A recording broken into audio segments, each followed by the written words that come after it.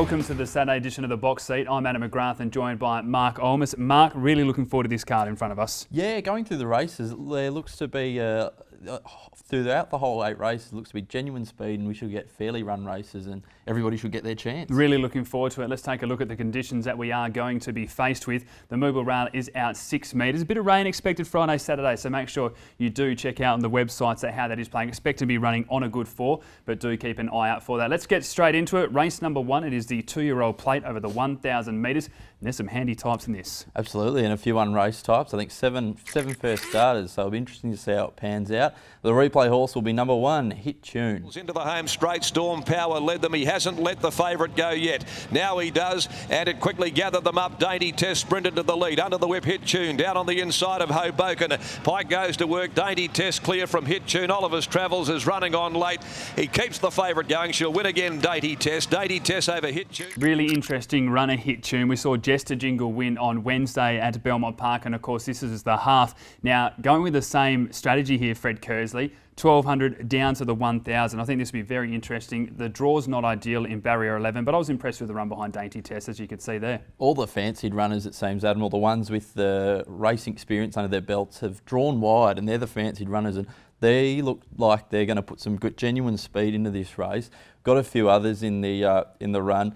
On the TURPS from the David Harrison yard has opened up quite short off its recent trial, which was just last week, and that trial was impressive, and it was, and Paris, Texas it was. I thought the trial was good. Yeah, it was a really good performance. David Harrison has his horses wound up, ready to go. So, look, that was almost a race for this horse on the TURPS. So I've still got a couple of question marks. I don't know how much more it's going to improve from that performance time-wise as well. Look, it looks to be a handy tight. Another gelding by Dick Turpin there. Anytime you win a trial by 5 lengths, you're going to be hard to beat. Barrier 8 and related to Buster Secret as well, so the breeding's good. And the standout one for me, number 10, Precious Memories, who was ran a cracking race behind the very talented Saul Special, who went on to run 3rd in the Karrakatta Plate. Had a let up since then, was only beaten a long head at that start and should be right in this. Yeah, it was a really good performance behind Saul Special, and that's definitely the best form lines. Jumped from a wide gate this start, barrier 13 with the 54 kilos. Of course, related to Our Finest Moments, which we saw run a really good race on Wednesday as well. I think Precious Memories is one to beat. That is the way that I'm going to be tipping. Number 10 on top from 1 Hit Tune, number 4 MALILANGWE, and 8 VEUVE de VEGA. I've got the 13 on top, Adam. CHEBELLEZA, 10 Precious Memories, 8 VEUVE de VEGA, and 6 on the TURPS. Race number 2 at Belmont Park is Australia race number 3 over the 2,100 metres. I know there's a few that you like in this field. Corelliback and Ripper Rio, 2 of your favourites going head to head.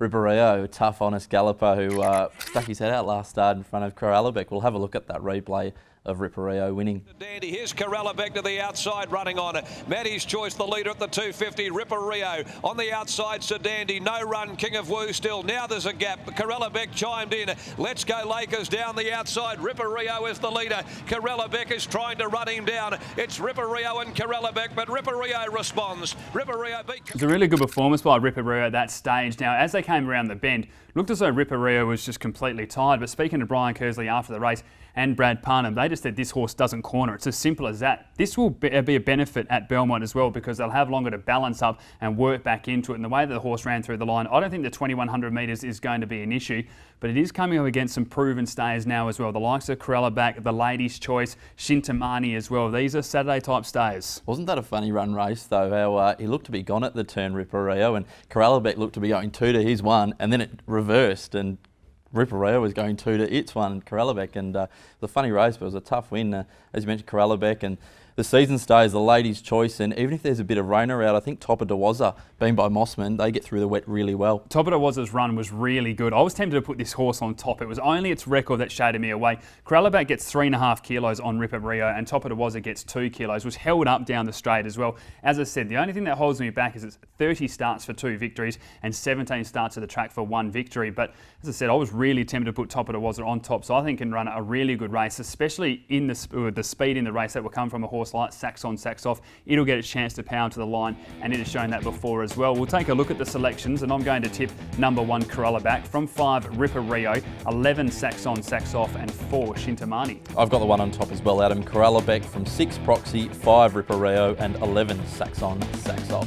Race number 3 at Belmont Park is Australia race number 5 for our Singapore viewers over the 2,000 metres. Really looking forward to this race because there's a lot of question marks. Outlaw Pete, SUJET, King of Woo, Star Exhibit. We have no idea how they're going to handle the 2,000 metres, but then we've got horses like a Dark Musket, which of course ran well in the Perth Cup, and Preselection, which has won 3 in a row. Yeah, we've got those 2 main form lines out of the Diggers Cup, and as you mentioned, Preselection out of the Geraldton Cup. We'll have a look at that run of Preselection winning the Geraldton Gold Cup. Straight here, and the showy chestnut with the white blaze and stockings. Paseo del Prado making all haste for home, led by 2 or 3 lengths. Preselection starting to run on towards the inside, and deeper out Bayatorio, followed by Desert Glow. Paseo del Prado, now Preselection.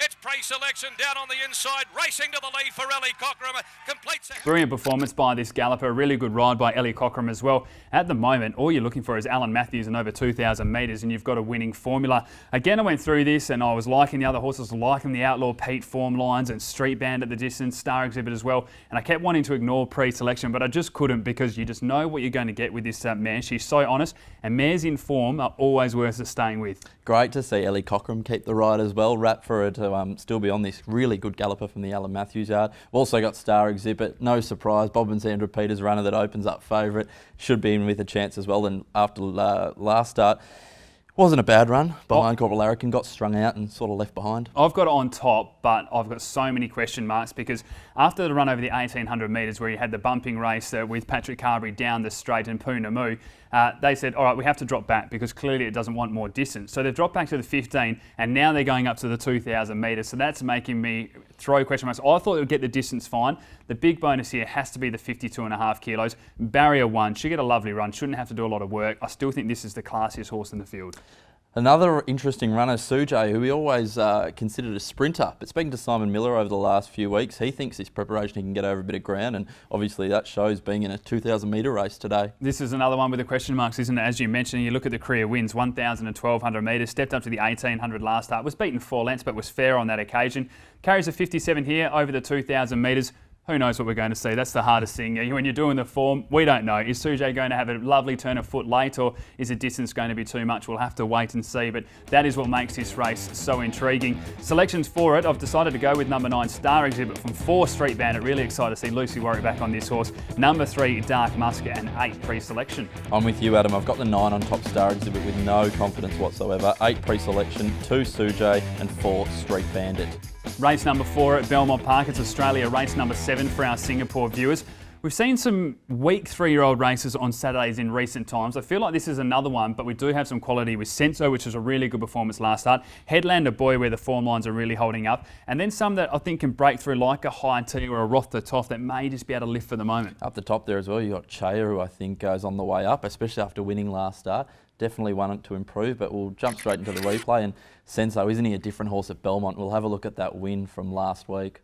Kenny was able to get up onto the back of Esperanza. Senso reached the lead going to the 300 though. Kicked about 3/4 clear from Key to Fame. Celebrity Dream, she's struggling to really let down.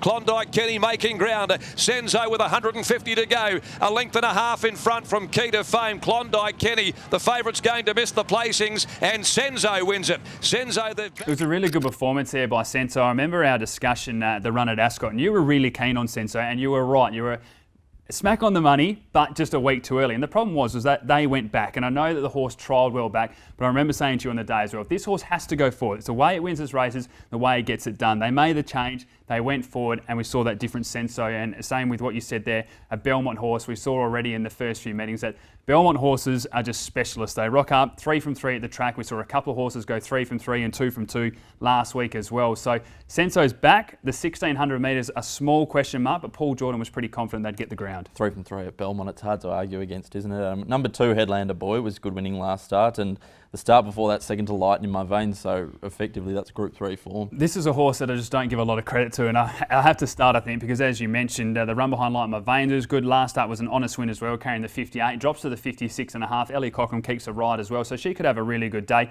And what I like with this galloper is it goes to the front, it's honest as well, and it's never missed a top 3 finish at the distance. We'll also have a look at number 10, Source of Survival, who's 2 starts ago beat Jester Jingle, who's come out since and won. Really good performance that day, beaten 5.5 lengths last start by Headlander Boy, so would really need to improve with that run. But as you said, that Just a Jingle form lines look fair, and I think again this horse from barrier 1 could get a really nice run and improve as well. Take a look at the selections. I'm going with number 1 Senso, from 2 Headlander Boy, they'll be the 2 out in front, from 4 Daisy Express and 5 GOMER WIPPLE. Got the same top 2 as you, Adam. Number 1 Senso, 2 Headlander Boy, 3 CHHAYA and 9 ROTH to TOFF.